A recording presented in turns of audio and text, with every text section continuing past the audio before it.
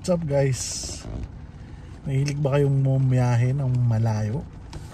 Or hindi naman malayo pero yung anak nyo is nakakatulog na sa biyahe halos ng pag-alis nyo pa lang, or basta nakakatulog siya sa biyahe. Tuturuan kayo paano yung magiging life hack or solusyon para sa anak nyo matutulog sa biyahe at wala kayong gamit na pang something na mag-hold sa head nila para hindi sila mangalay sa tulog sa biyahe. Papakita ko sa inyo. Hey!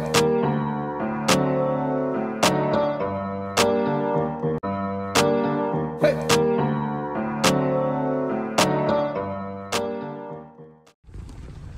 First thing po is maghanap kayo ng panali or extra na panali na pwede sa loob ng sasakyan.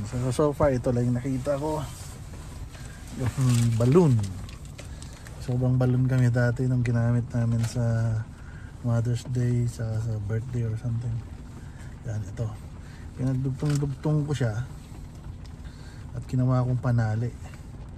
Tapos ngayon gagamitin natin panali na yun, itatali natin sa pinaka sombrero or ano niya ng bata. Tapos ayan na po, ayan. Tapos po ng pagkatali nyo, ayan po, gawin nyo, itali nyo sa ulo nya, sa pinakadulo ng ulo nya. Tapos itali nyo dun sa likod ng car seat. Ayan, lagyan nyo dito ng sa pinakadulo na yan ng konting bagay na pwedeng panghawakan ng tali nyo. Tapos yun din sa taas. Tapos dahil nahuhugot siya, medyo lumuluwag, yung pinakadulo niya rin tinali ko para magsilbing parang lock niya sa ulo.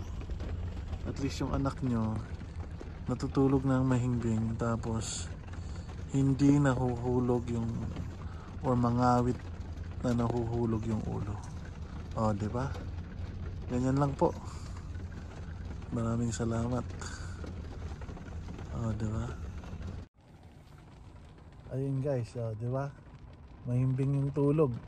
Ito paano, kasi pag walang tali yan, may tendency magising, saka may tendency ring mangawit, mangalay, magising, madistorbo yung tulog. O yan, diba, kitang kita.